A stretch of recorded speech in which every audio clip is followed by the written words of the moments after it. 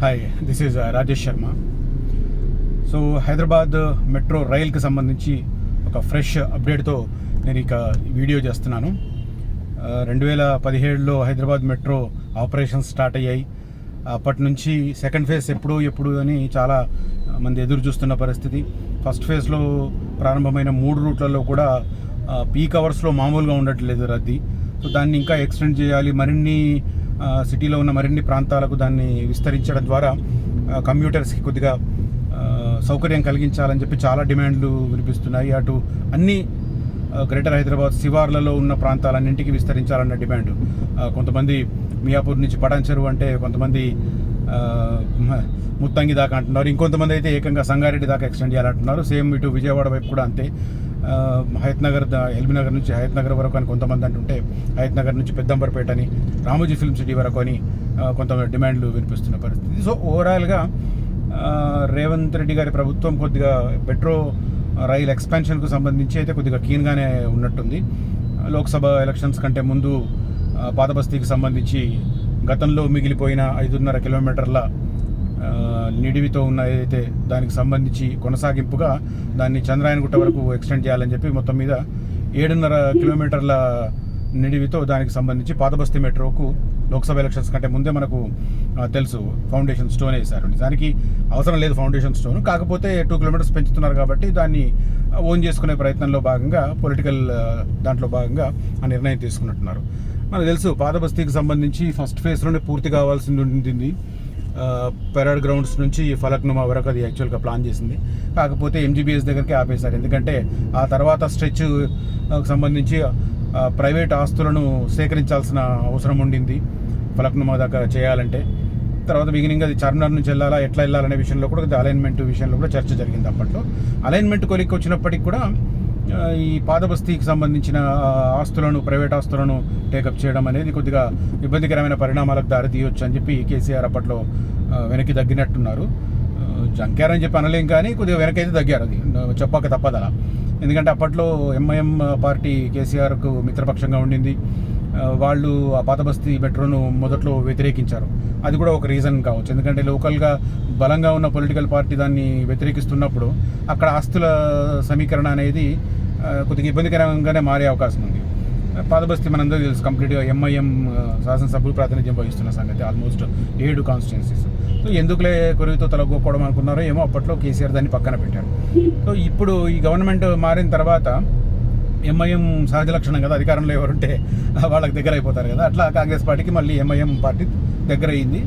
ఏకంగా చాంద్రాయనగుట్ట నుంచి శాసనసభకు రిప్రజెంట్ చేస్తున్న ఎంఐఎం శాసనసభ పక్ష నాయకుడు అక్బరుద్దీన్ ఓవైసీ ముఖ్యమంత్రిని కలిసి పాతబస్తీ మెట్రోను టేకప్ చేయాలని చెప్పి ఆయన స్వయంగా కోరారు.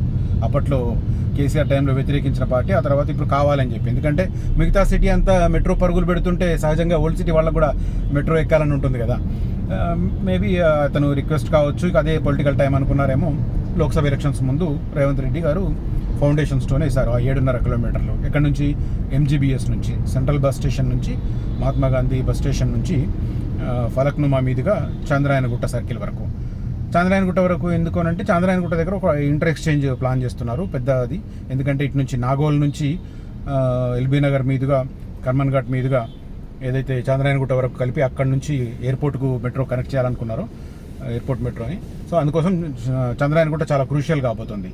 అది ఎంత జంక్షన్ అవుతుందంటే, అది ఒకవైపు ఓల్డ్ సిటీ రావడానికి, ఫలక్నుమా నుంచి ఇటు ఎంజీబీఎస్ రావడానికి, ఇంకొక వైపు నాగోల్, ఎల్బీ నగర్ నాగోల్ వైపు వెళ్ళడానికి, ఇంకొక వైపు ఎక్స్టెన్షన్ మైలార్దేవుపల్లికి వరకు వెళ్తే అక్కడ కొత్త హైకోర్టు భవనాన్ని కనెక్ట్ చేస్తూ అది ఒకటి. ఆ తర్వాత ఎయిర్పోర్ట్ మెట్రో. సో చంద్రాయనగుట్టలో రాబోతున్న మెట్రో ఇంటర్ ఎక్స్చేంజ్ స్టేషన్ ఏదైతే ఉందో, మెట్రో స్టేషన్, అది చాలా పెద్దది ఉండే అవకాశం కనిపిస్తుంది. ఆల్మోస్ట్ మనకి ఇప్పుడు ఉన్న దాంట్లో ఒకటి ఎంజీబీఎస్ దగ్గర ఉన్న ఇంటర్ ఎక్స్చేంజ్ పెద్దదే, తర్వాత అమీర్పేటలో ఉన్నది కూడా పెద్దదే. పెరడ్ గ్రౌండ్స్ దగ్గర కాకపోతే 2 డిఫరెంట్గా ఉన్నాయి కాబట్టి కొద్దిగా దూరంగా ఉంటాయి.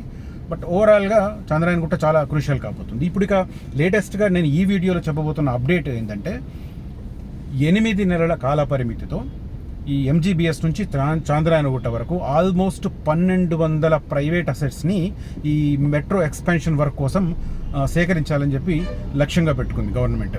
మెట్రో దానికి సంబంధించిన సంస్థ ఎండి స్వయంగా ప్రకటించిన పరిస్థితి. 1200 అసెట్స్, దాంట్లో అన్నీ ఉన్నాయి. ప్రైవేటు షాప్స్ ఉంటాయి, వాణిజ్య సముదాయాలు ఉంటాయి, అదే రకంగా మతాలకు సంబంధించిన ప్రార్థనా స్థలాలు ఉంటాయి. వీటన్నింటినీ సేకరించాలనే దాన్ని పెట్టుకున్నారు. కొన్ని చోట్ల ఈ మత ప్రార్థనా స్థలాలకు ఇబ్బంది కలగకుండా అలైన్మెంట్లో మార్పులు చేస్తున్నామని కూడా చెప్పారు. మరి అది మరి సెక్యూరిటీ పరంగా కూడా అది కొద్దిగా కన్సర్న్ ఉంటుంది కాబట్టి ఎలాంటి డెసిషన్ తీసుకుంటారో చూడాలి. సో అది పక్కన పెడితే మొత్తం మీద ఇప్పుడు ఈ దారుల్ షిఫా నుంచి, అంటే ఎంజీబీఎస్ దాటంగానే దారుల్ షిఫా వస్తుంది. దారుల్ షిఫా నుంచి షాలిబండ సర్కిల్ వరకు చాలా కంజెస్టెడ్ రోడ్డు. కొన్ని చోట్ల 50 ఫీట్లు ఉంటుంది, కొన్ని చోట్ల తక్కువ ఉంటుంది. ఇలాంటి చోట్ల దీన్ని ఇప్పుడు 100 ఫీట్లకు పెంచాలనేది ఒక పెద్ద టాస్క్. ముందు రోడ్ ఎక్స్పెన్షన్ చేయాలి, ప్రైవేటు స్థలాలను సమీకరించాలి.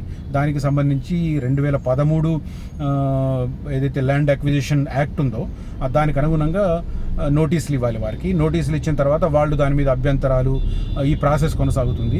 కొద్దిగా పొలిటికల్ ఇన్వాల్వ్మెంట్ ఉంటుంది. అదే రకంగా ఏకాభిప్రాయం తీసుకురావడానికి ప్రయత్నాలు చేస్తారు. ఆ ప్రయత్నాలు కొలిక్కి వచ్చిన తర్వాత మొత్తం మీద ల్యాండ్ అక్విజిషన్ పూర్తయితే అప్పుడు వర్క్స్ టేకప్ చేయడానికి మార్గం సుగమం అవుతుంది.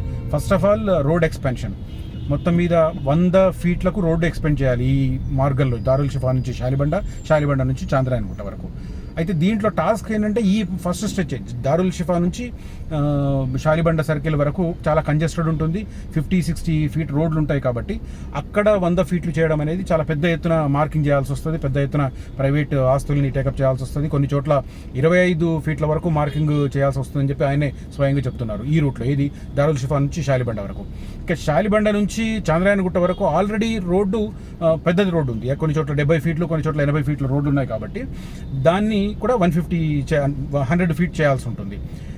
ఎక్కడెక్కడైతే ఇప్పుడు మొత్తం ఈ 7.5 కిలోమీటర్లో దాదాపు 7 మెట్రో స్టేషన్స్ వస్తాయి. 7 మెట్రో స్టేషన్లు వచ్చే దగ్గర మాత్రం 100 ఫీట్లు కాకుండా 120 ఫీట్లు చేయాల్సి ఉంటుంది. అంటే ఎక్కడ ఇంకా ఎక్కువ చేయాల్సి ఉంటుంది, ఎక్కువ ఆస్తులను సేకరించాల్సి వస్తుంది. దాన్ని అనుగుణంగా రోడ్డు ఎక్స్పెన్షన్ చేయాల్సి వస్తుంది. 120 ఎక్కడైతే మెట్రో స్టేషన్స్ వస్తాయో అక్కడ 120 ఫీట్స్ రోడ్ కావాలి. అదే రకంగా నార్మల్ రూట్లో అంతా కలిపి మనకు 100 ఫీట్ల రోడ్ కావాల్సిన అవసరం ఉంటుంది. దానికి అనుగుణంగా మొత్తం 1200 ప్రైవేట్ అసెట్స్ని సేకరించాలని చెప్పి లక్ష్యంగా పెట్టుకుంది. దీనికి ప్రాసెస్ 8 నెలల్లో పూర్తి చేస్తామని మెట్రో ఎండి ఎన్విఎస్ రెడ్డి నిన్న ప్రకటించిన పరిస్థితి. దానికి సంబంధించిన అప్డేట్తో నేను ఈ వీడియో చేస్తున్నాను.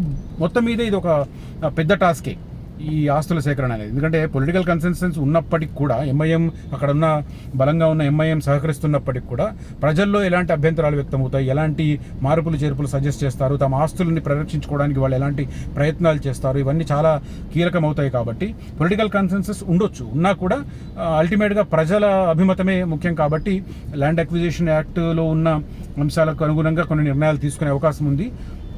కాంపెన్సేషన్ అవి కొద్దిగా పెంచడము, మానవతా దృక్పథంతో వ్యవహరించడం. ఎందుకంటే చాలామంది ఉపాధి కోల్పోయే అవకాశం ఉంది, వాళ్ళ షాప్స్ పోవడం కానీ ఇట్లాంటి వాటిల్లో కొద్దిగా ఇబ్బందులు అయ్యే అవకాశం ఉంది. కాబట్టి వాళ్ళ విషయంలో కొంత మానవీయ దృక్పథంతో ఆలోచించాల్సిన అవసరం ఉంది. ఓవరాల్గా 7.5 కిలోమీటర్ల స్ట్రెచ్కి సంబంధించి 8 నెలల కాలంలో 1200 అసెట్స్ని సేకరించాలని చెప్పి లక్ష్యంగా పెట్టుకున్నారు. ఆల్మోస్ట్ 400 మందికి ఆల్రెడీ ల్యాండ్ అక్విజిషన్ యాక్ట్ 2013 ప్రకారం వాళ్ళకి నోటీసులు కూడా ఇచ్చారు. మిగిలిన 800 మందికి కూడా నోటీసులు ఇచ్చేందుకు రంగం సిద్ధమవుతుంది. నోటీసులు ఇచ్చిన తర్వాత ముందు మార్కింగ్ చేస్తారు. కొన్ని చోట్ల 20 నుంచి 25 ఫీట్ల మార్కింగ్ వస్తుంది. ఇక్కడ వరకు షాలిబండ టు ఫస్ట్ పార్ట్ వరకు. ఆ తర్వాత షాలిబండ నుంచి చంద్రాయణగుట్ట వరకు అయితే కొన్ని చోట్ల 10 ఫీట్లు మార్కింగ్ చేయాల్సిన అవసరం ఉంటుందని చెప్తున్నారు. సో ఓవరాల్గా ఇది చాలా కీలకమైన డెవలప్మెంట్. ఇది చాలా సున్నితమైన అంశం కూడా, సెన్సిటివ్ ఇష్యూ కూడా. ఎందుకంటే చాలామంది ఉపాధి కోల్పోతామన్న భయపడతారు, రకరకాలు ఉంటుంది. కాబట్టి ఇక డెవలప్మెంటల్ యాక్టివిటీ చేకప్ చేసినప్పుడు కొన్ని తప్పవు. అలాంటప్పుడు కొంతమంది నచ్చకపోయినా, మనసుకు ఇబ్బందికరంగా ఉన్నా కూడా ప్రభుత్వం తీసుకున్న చర్యలను సహకరించాల్సిన అవసరం ఉంటుంది. కాకపోతే ప్రభుత్వం కూడా ఉపాధి కోల్పోతున్న వారికి కొద్దిగా మానవీయ దృక్పథంతో కాంపెన్సేషన్ ఎక్కువగా ఇవ్వడం కానీ, వాళ్ళకి ఏదైనా మెట్రో స్టేషన్స్లో వాళ్ళకి ఏదైనా షాప్స్కి అట్లాంటివి కల్పించడం కానీ చేస్తే అది మంచి అదే అవుతుంది. వారికి ఆ ల్యాండ్ ఎక్విజిషన్లో కూడా స్థానికుల నుంచి సహకారం వచ్చే అవకాశం ఉంది. సో ఓవరాల్గా 8 నెలల కాలంలో ఈ 1200 ప్రైవేట్ ఆస్తుల్ని సమీకరించడం, రోడ్లను 100 ఫీట్లకు మొత్తం మార్గం మొత్తం ఎంజీబీఎస్ నుంచి అక్కడి వరకు చంద్రాయణగుట్ట వరకు 100 ఫీట్ల రోడ్డును ముందు విస్తరించడం, రోడ్డు విస్తరించిన తర్వాత అప్పుడు పిల్లర్ వర్క్ స్టార్ట్ అవుతుంది. ఎందుకంటే రోడ్లు విస్తరించకుండా పిల్లర్ వర్క్ చెకప్ చేస్తే చాలా అసలే ఇరుకుగా ఉంటాయి పాదబస్తీ రోడ్లు, చాలా ఇబ్బందులు ఎదురయ్యే అవకాశం ఉంది. కాబట్టి ముందు రోడ్డు ఎక్స్పాన్షన్ చేసి ఆస్తుల సేకరణ పూర్తయిన తర్వాత రోడ్డు ఎక్స్పాన్షన్ చేసి ఆ తర్వాత పిల్లర్ వర్క్ అది స్టార్ట్ అయ్యే అవకాశం కనిపిస్తుంది. తర్వాత శాలిబండ నుంచి చాంద్రాయణగుట్ట వరకు ఈ మొత్తం 7.5 కిలోమీటర్లలో ఎక్కడైతే మెట్రో స్టేషన్స్ వస్తున్నాయో అక్కడ 120 ఫీట్లకు రోడ్ ఎక్స్పాండ్ చేయాల్సి వస్తుంది. మనకు తెలుసు, మనం ఈ నాగోల్ టు అమీర్పేట్ మధ్య కొన్ని స్టేషన్స్ చూస్తుంటాం, చాలా ఇబ్బందికరంగా. ప్రకాష్ నగర్ కానీ తర్వాత రసూల్పుర కానీ రోడ్డు ఎక్స్పాన్షన్కి ఛాన్స్ లేకుండా మెట్రో స్టేషన్స్ కట్టారు. ఇప్పుడు చాలా ఇబ్బంది అవుతుంది. మనకు తొలి రోజుల్లో ఏమనిపించలేదు, కానీ ముఖ్యంగా ఈ పోస్ట్ కరోనా ఎరాలో చాలా ప్రాబ్లం అవుతుంది. ప్రకాష్ నగర్ దగ్గర చాలా కంజెస్టెడ్ అయిపోతుంది. మనం అప్పుడే బ్రిడ్జ్ దిగుతాం, బేగంపేట ఎయిర్పోర్ట్ బ్రిడ్జ్ దిగిన తర్వాత వెంటనే ఉంటుంది స్టేషన్, కాబట్టి అక్కడ చాలా కంజెస్టెడ్, ఒక్కసారి జామ్ అయిపోతుంది అక్కడ. సేమ్ రసూల్పుర దగ్గర కూడా అదే పరిస్థితి. సో ఇట్లా చాలా ఇబ్బందికరమైన పరిస్థితి. ఈవెన్ ప్యారడైజ్ దగ్గర కూడా ఒకవైపు అంటే ఇటువైపు అమీర్పేట నుంచి బేగంపేట నుంచి మనం ఇటు ప్యారడైజ్ వస్తున్న రూట్లో చాలా ఇబ్బందికరంగా ఉంటుంది అది. మనం ఆ లెఫ్ట్ లేకపోతే ఇంకా ఘోరంగా ఉండేదేమో పరిస్థితి. సో ఇట్లాంటి జాగ్రత్తలు ఇప్పుడు ఈ సెకండ్ ఫేజ్లో ముందు జాగ్రత్తలు తీసుకోవాల్సిన అవసరం ఉంది. భవిష్యత్తులో పెరిగే ట్రాఫిక్ అనుగుణంగా ఆ స్టేషన్ల దగ్గర 120 ఫీట్లు అని చెప్పి ఇప్పుడు అనుకుంటున్నారు, కానీ అది కూడా సరిపోతుందా లేదా అనేది చూడాలి. బట్ ఓవరాల్గా మెట్రో ఫేజ్ 2కు సంబంధించి ప్రధానమైన స్ట్రెచ్ ఏదైతే గతంలో మిగిలిపోయింది దాన్ని ఎక్స్టెండ్ చేస్తున్నారు, చంద్రాయణగుట్ట వరకు ఎక్స్టెండ్ చేస్తున్నారు. కాబట్టి ఇది ఈ ల్యాండ్ అక్విజిషన్ ఇప్పుడు ప్రభుత్వం అనుకున్న దాని ప్రకారం 8 నెలల్లో పూర్తయితే ఆ తర్వాత రోడ్ ఎక్స్పెన్షన్ వరకు బహుశా ఒక 1-2 మంత్స్ పడుతుండొచ్చు. సో ఓవరాల్గా 10 మంత్స్లో ఈ మెట్రో ఫేజ్ 2 ఏదైతే పాతబస్తీ మెట్రో ఉందో దానికి సంబంధించిన పిల్లర్ వర్క్ స్టార్ట్ అయ్యే అవకాశం ఉంది. సో అప్పటి నుంచి 2 ఇయర్స్ అన్నది టార్గెట్గా పెట్టుకున్నారు.